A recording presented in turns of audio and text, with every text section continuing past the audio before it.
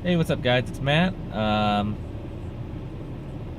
Just heading into class this morning, and wanted to do a video about basically like kind of the end of the semester, as well as a few other things, kind of related, I guess, to finals and that kind of thing, but. So I actually have a test tomorrow, which is not my final, for my intro to respiratory therapy class, and then kind of culminating another exam. My final for basic therapeutics is like the second week of December, and then the following week I have final for A&P, and then the final for intro. Not really sure what to expect yet. Like we didn't start the A&P module yet because of that weird remediation that I talked about in my last video, and then basic, we just barely scratched the surface, but we're doing like basic airway maintenance.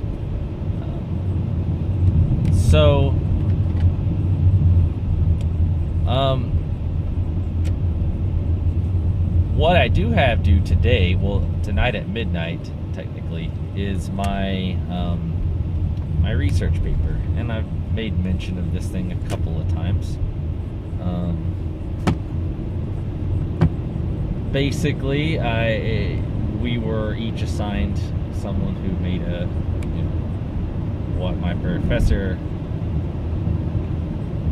considered a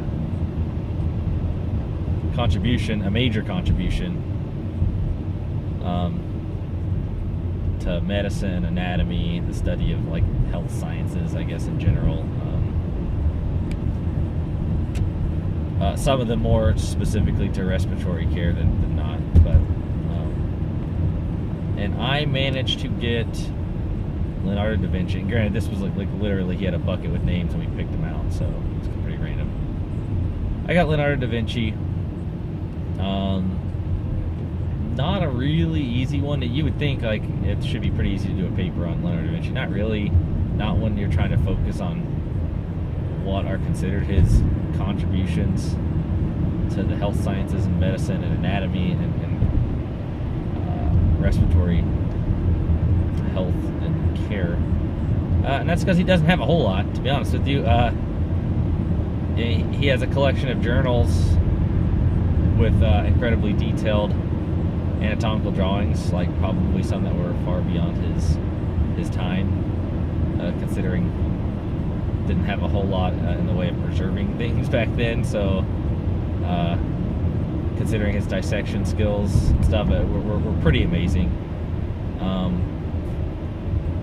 And during the time when he was doing this, it was like the period of like probably 15 years or so that he experimented with bodies, because you got to remember, back in the 1500s, the church frowned upon dissecting bodies. So so when they started to loosen things up a little bit, that's when he kind of made some of these discoveries. But I guess the tie into respiratory is that he was the first to conceptualize the negative force, the negative pressure that builds in the thoracic cavity, causes the lungs to bring air in and draw the air in, and then the diaphragm basically pushing back up to change the pressure and exhale. It wasn't the most accurate description, but it was, I mean, considering it was probably 100 years before anyone was even remotely close to getting that right. It's pretty amazing. However, and I couldn't find an exact answer, but the journals where he had all this stuff were basically like handed down and lost for years, and nothing was ever actually published. They stayed in like the hands of heirs of various people, and some surfaced 100 years later, some surfaced like 400 years later. It was kind of crazy. So really, for a long time, he really wasn't credited with some of that because no one knew he'd done it, basically. Now, that was, if anything, a incredibly brief summation of my paper.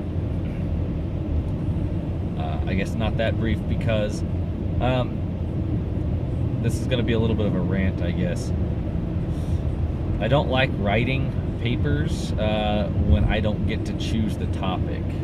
It makes it difficult for me, particularly in something like this. It's not that Leonardo da Vinci's not interesting, but like trying to focus specifically on his contributions when he doesn't have a whole lot. And then on top of that, not that I couldn't have done that, which is basically, well, that is what I did. But then like imposing a page requirement,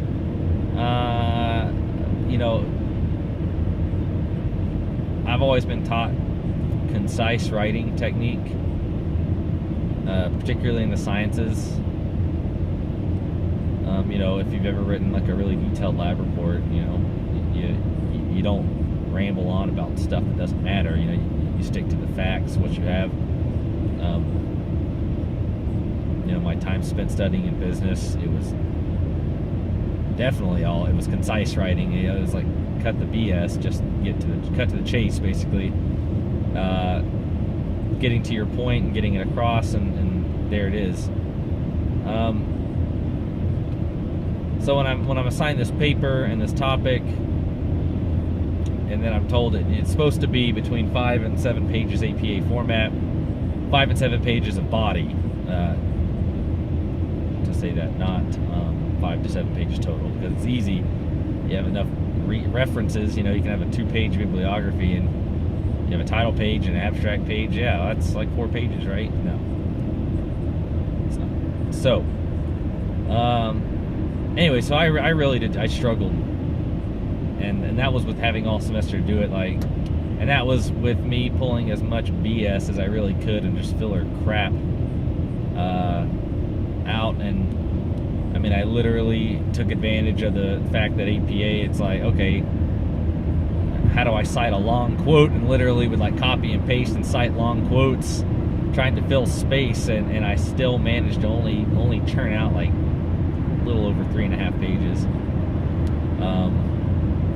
So that's what I'm going to turn in. He didn't have the link to the Dropbox active yesterday when I kind of finished it up.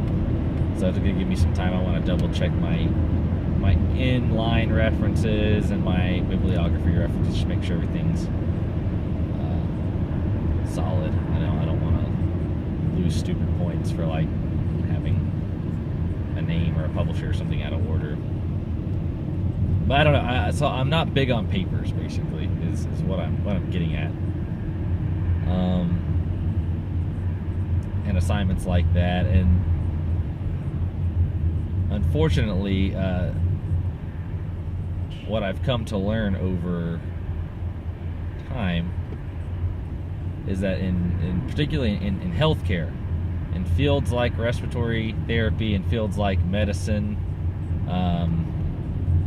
nursing, I guess another big one that comes to mind is that you have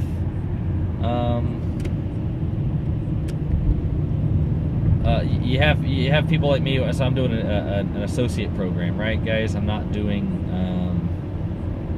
a bachelor's program. And in the past, I talked about the possibility of doing a bachelor's, thinking, okay, that'd be something cool to do. But we have a few people in my class who are doing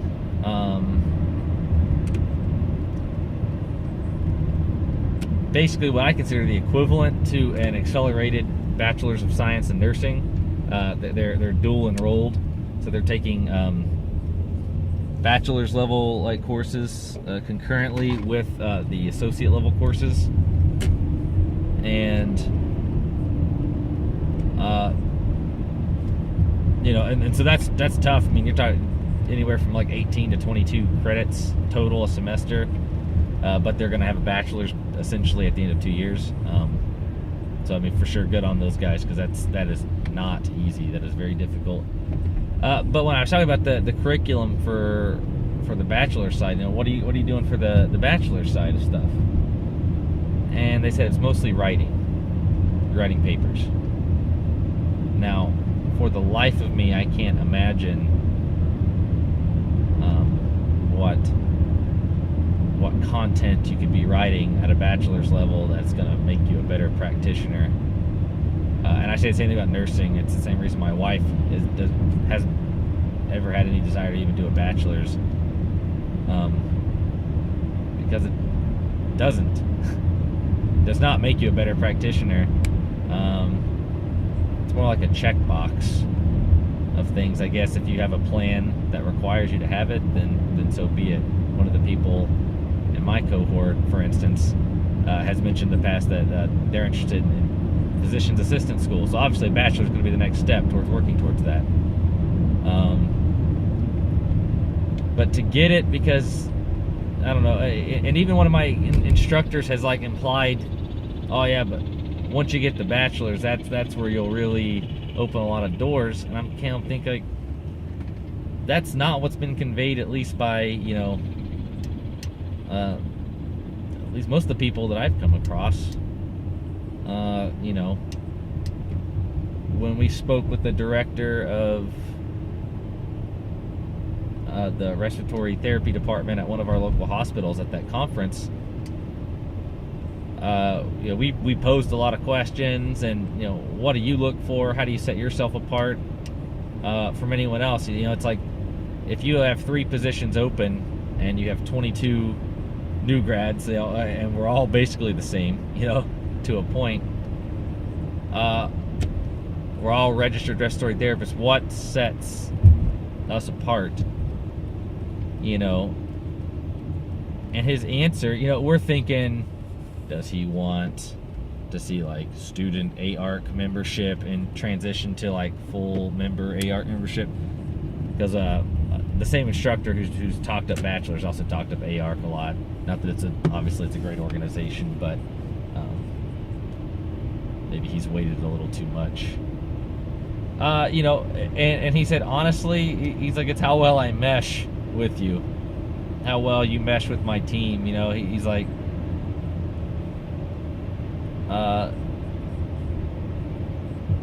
if I don't know who you are and you get called in for an interview, I'm the first person you see. Your interview is with the director of the department, not the manager, not the lead.